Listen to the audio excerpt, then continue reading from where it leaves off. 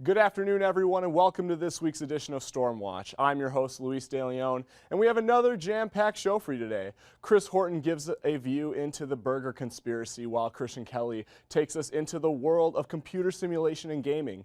Greg Clapp gives us an inside look at the pre-college program. Sean O'Donnell talks with some members of the men's basketball team about last season, and Veronica Mosley's report about the services offered at the job shop coming up here on MATC Stormwatch.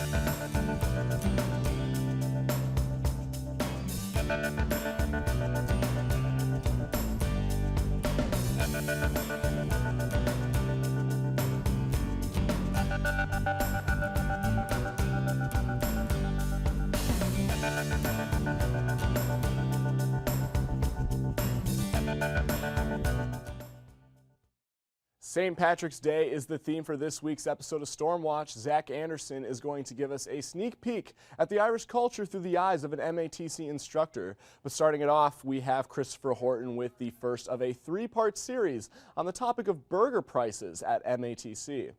From there, we will watch Christian Kelly's report on computer simulation and gaming. In the time between the spring and the fall semesters of 2015, the burger prices here at MATC have skyrocketed from $2.79 to $2.89. Hello, I'm Christopher Horton, and I am upset and saddened by this, and I wanted to get to the bottom of this issue by asking the real questions about this large increase in price. But first, let's take a look at the item in the center of the controversy, the burger itself.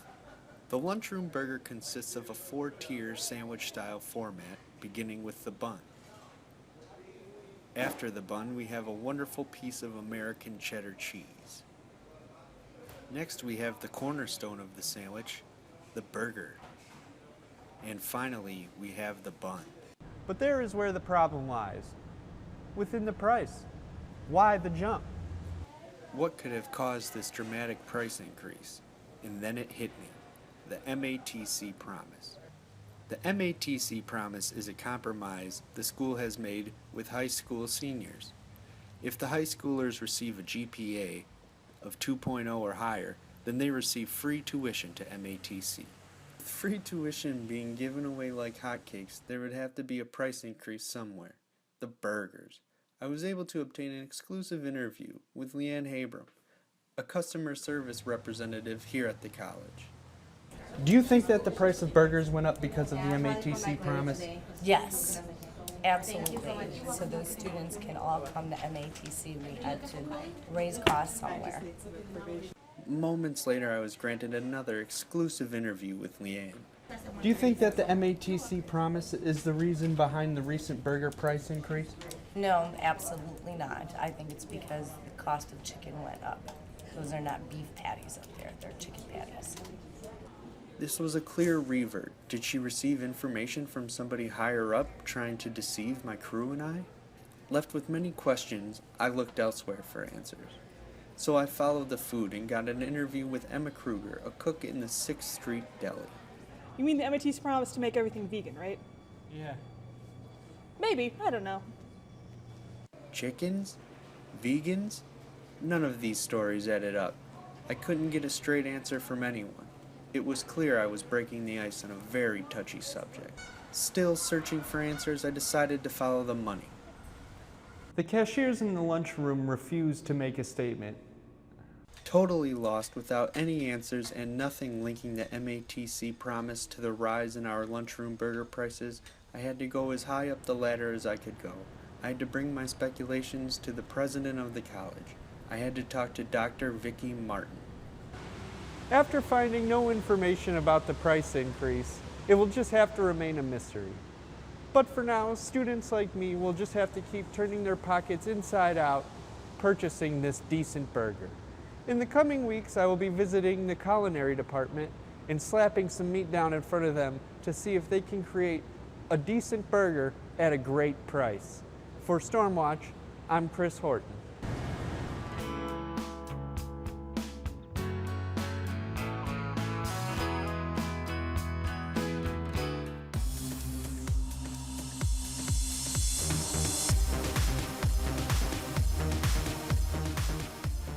My name is Emil Harmson. I'm the computer and simulation instructor here at Milwaukee Area Technical College. The program is robust. There's a lot to learn. I think that what makes the program so great is that games, yeah, they're fun and they're the draw, but the amount of learning that you do inside of the environment that we have, because it is performance based and it's project based, it accelerates your learning in so many ways that you can't even fathom. We simulate a real world environment, so we actually prepare you for real world challenges, and it applies to any industry that you can think of. We use a performance-based educational curriculum, so it's based around projects, and they have to learn individual skills in their desired focus, and they have to apply it into actually creating a game inside of a lab environment. So they have to learn anything from soft skills, from software, managing a project, math, problem solving, critical thinking, how to learn, not exactly what to learn, but how to learn, how to use Google, how to research and apply that research. It really simulates a real world environment when they actually have to come together as a team and develop a game from inception to final product. In the beginning, when they first come in our intro class, they actually have to create a theoretical company, and they have to actually do research on what types of games sell well, what sort of markets do they go to, what are some of the genres that are heavily sought after, and then they have to come up with an idea and actually pitch that idea. We split them off into 2 teams and we pick the best winning pitch. Second semester, the idea that was picked from the first semester actually gets made. The team comes together and actually makes the game. The game that they wanted to, that they pitched, and they now have to come together and create it in the second semester. Then in the third semester is usually a lull period where they really hone their skills and prepare for the capstone class. And capstone is usually the big project. It's more of a 3D based, larger scale project, which is over 2 semesters. So not only do they get 16 weeks, they get another semester of 16 weeks in order to build out a much more robust product. We're working on right now is getting a seed accelerate component to MATC, to where we actually can seed fund that capstone team, get them to create a company, get them mentors, and actually get them to bring their product to market. The key to getting in the industry is continually building a game. Build games wherever and whenever you can until you make it, and that's pretty much the key to finding a job, is keep building. Making games is probably the most important thing that I've done in my professional career, and it's something I've been the most passionate about growing up as a kid, and I always need to be creating. It's fun. It's enjoyable. I love video games, and I couldn't see myself doing anything else. Thank you guys for those interesting reports, always showing us a different perspective. Greg Clapp examined how earning a GED is beneficial to not only the individual, but also the entire community. Then we'll have Zach Anderson give us a sneak peek with instructor John Walsh, and then we will sit down with Mr. Walsh for a one-on-one interview. People enroll at MATC during all stages of their educational career. Most students enroll to earn a technical certificate or an associate degree, but MATC also helps the community by allowing students of all ages and from all walks of life to earn their GED. Demira Grady is a counselor in the School of Pre-College Education. Students typically will come to pre-college if they need to finish their high school credential. We offer adult high school for students. We offer pre-college courses for students who need to work on their skill set a little bit before they start college level courses.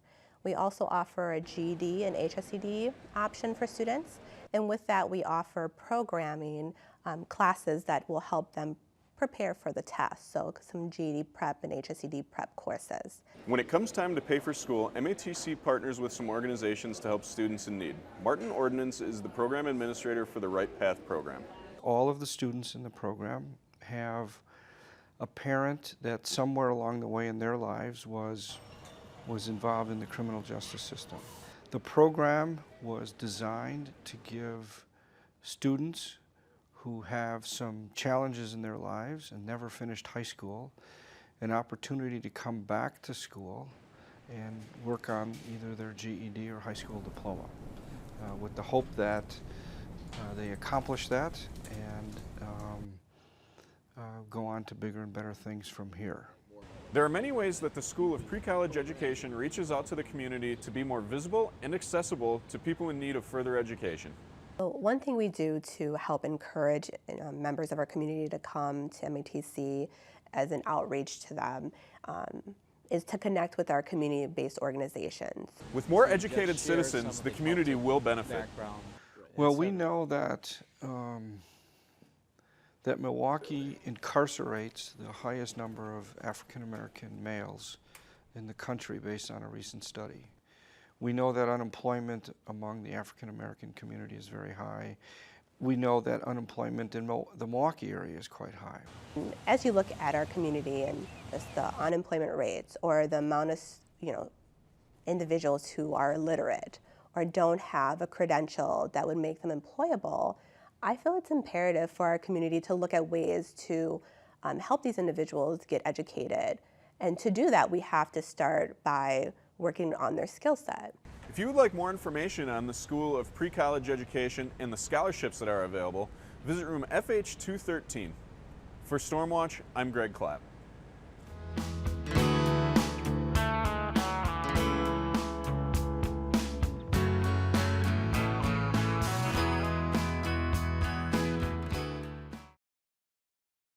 Well, I'm part Irish, and being part Irish, I always had a sense or a feeling for Ireland, but I was an American Irishman.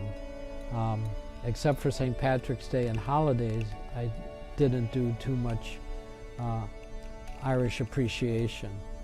My father always wanted me to play the harp, but I never played the harp.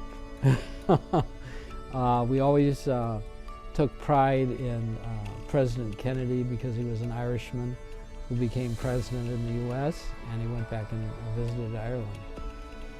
But I've always been around universities and I've always taught, so I've always had the opportunity to explore Irish poetry and Irish novels.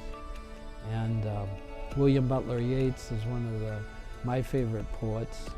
And I also got other types of modern Irish poets as well.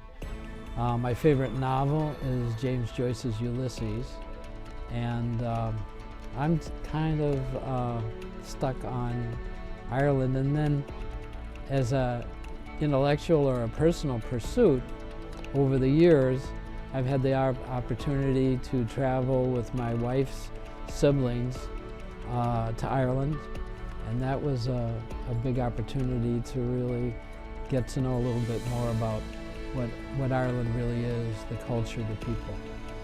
And then here at South Campus, Jennifer Medved, the librarian, has in the past put on an Irish poetry reading, and I've participated in that since the beginning. It must be 5 or 6 years.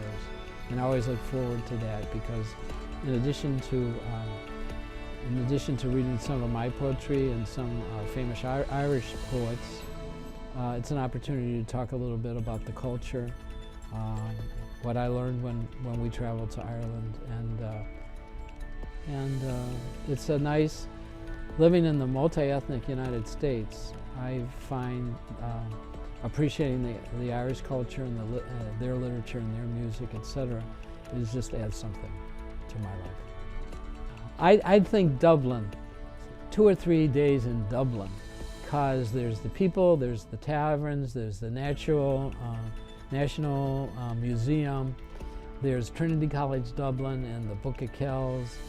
There's a lot of historical sites, etc. And also, if you love James Joyce's Ulysses, you can walk the streets of Dublin. And on June 16th, which is the day of that his great Ulysses novel took place, there's a Bloomsday walk, and you can walk around with hundreds or thousands of people reenacting the James Joyce's Ulysses. They're all the events that took place on one day. We are now joined in the studio by John Walsh. Welcome, Mr. Walsh. Thank you for joining us this afternoon. It's good to be here. Oh, well, great. So let's start out with a little bit about you, about your experience when you visited Ireland. So tell us a little bit about that and everything that you did there.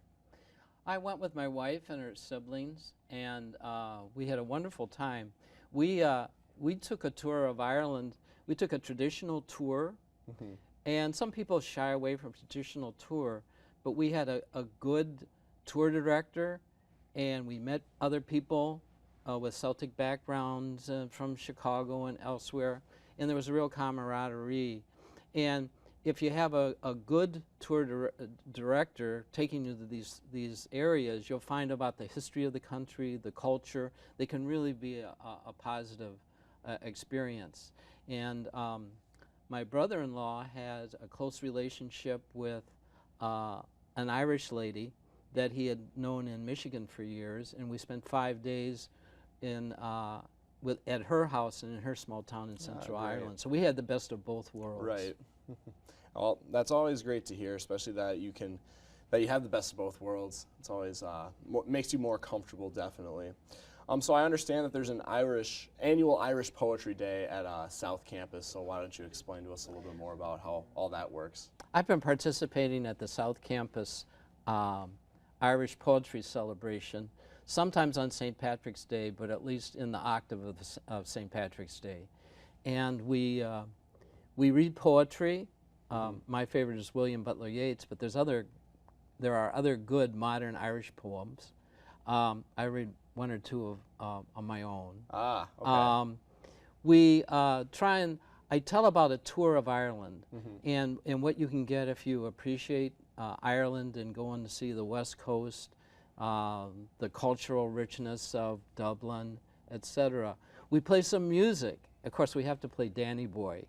And I just like to mention that when it comes to music, etc., the Irish radio broadcaster on their public Irish broadcasting system, they'll be talking about rhythm and blues, and there's Irish performers, and there's an understanding and appreciation in Ireland of all the great songwriters, both in Ireland and I remember on Bob Dylan's birthday last year, they had a big celebration, and we're talking about the first time Bob Dylan ever came to Dublin. Right, yeah.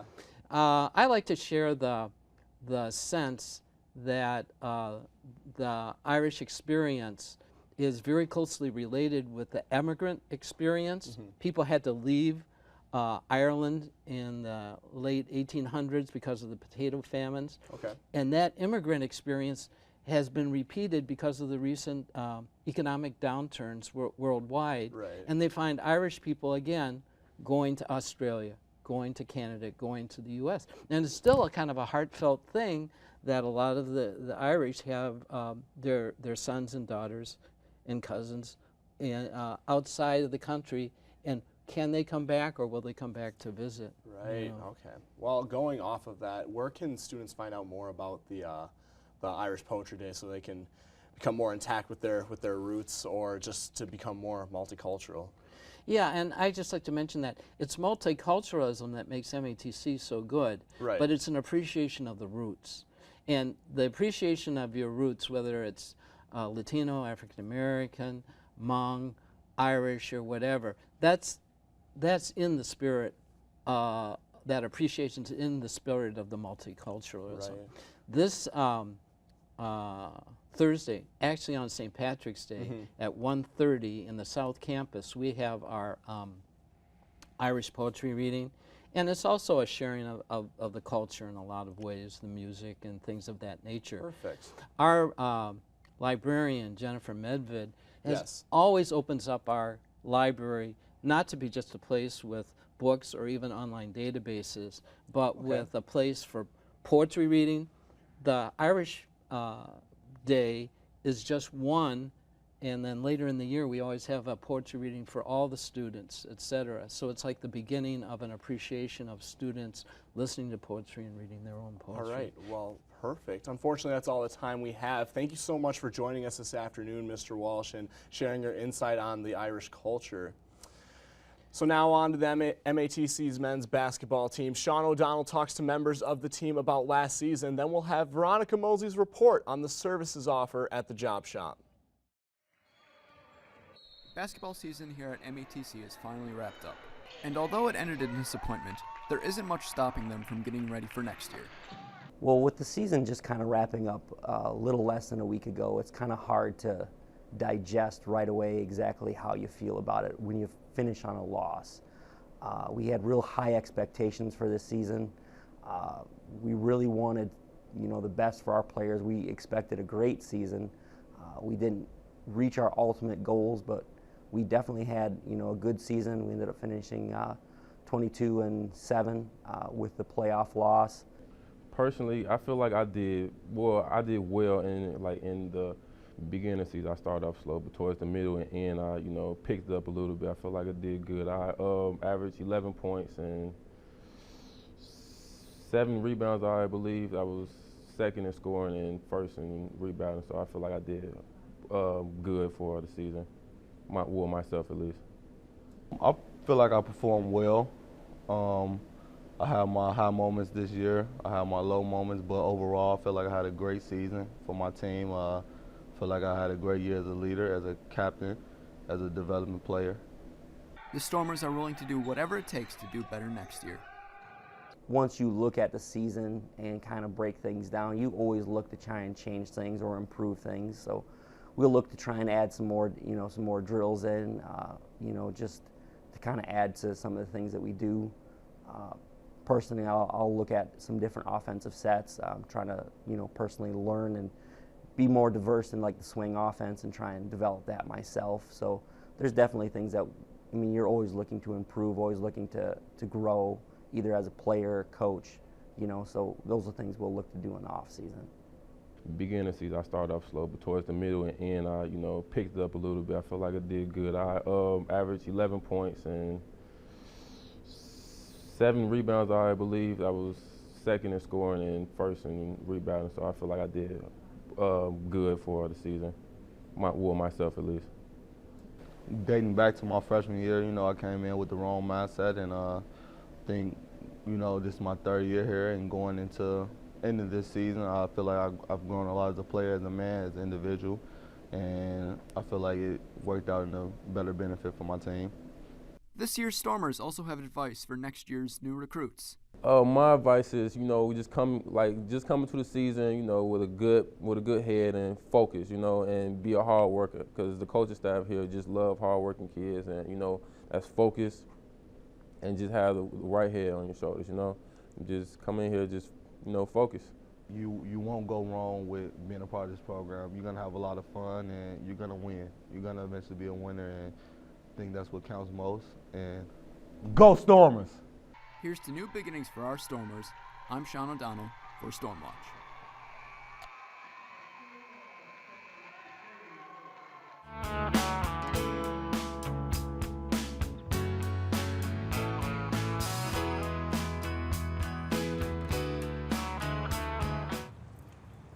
As the snow melts and the air becomes warm, students are reminded of spring. And with spring comes graduation and the room S114, located in the S building in the downtown campus. I spoke to Tanita McGee and Ginny McGilligan, both employment specialists, to learn what services the job shop offers to students and alumni. Resource for students and alumni. So our main mission really is to help our students and alumni on that path towards employment. If they don't have a resume, then we would provide them with sample resumes and sample cover letters that they could then sit at the computer, and we would help assist them with their resume once they have gotten, their work experience and all of their, their job duties. They have to do the work initially. They have to do the hard Right. work. We Yes. help to modify. We Yes. help to perfect that resume for them. And then if they wanted, once they have gotten that resume and it's perfect and they've started sending it out and getting job responses, and hey, they want to come in and do a mock interview, then we'll sit down and do a mock interview with them. And from there, we're waiting to hear back about how Got the successful job. Right, they've been and if right. they've gotten the job. And after that point, they are able to come back to the job shop even as alumni, so we welcome that. Right. So Monday through Thursday, we're open from 8 o'clock till 4:30, and then on Friday, we're open from 8 till 4. But by appointment too. Yeah, by appointment. With this new information, hopefully students will be able to utilize their free services. I'm Veronica, and this is Stormwatch. There are many activities and events coming up this week at MATC, so let's take a look at what's happening. Tuesday, March 15th, Spring 2016 Transfer Day will be held at the Oak Creek campus from 9 to 1 p.m. and 4:30 to 6:30 p.m. Wednesday, March 16th, 2016 Spring Transfer Day again will be held at the West Allis campus from 9 a.m. to 1 p.m. and 4:30 to 6:30 p.m. Quadrant Series advising student organizations, business procedures, and other helpful hints will be held at the Milwaukee campus at noon. The Health Science Job Fair will be held at the Milwaukee campus from 1 to 3 p.m. Well, ladies and gentlemen, unfortunately, we are at the end of our show for today. I want to thank you all for tuning in today, and I will see you all right here next week, April 4th. From all of us here at Stormwatch, have a wonderful afternoon.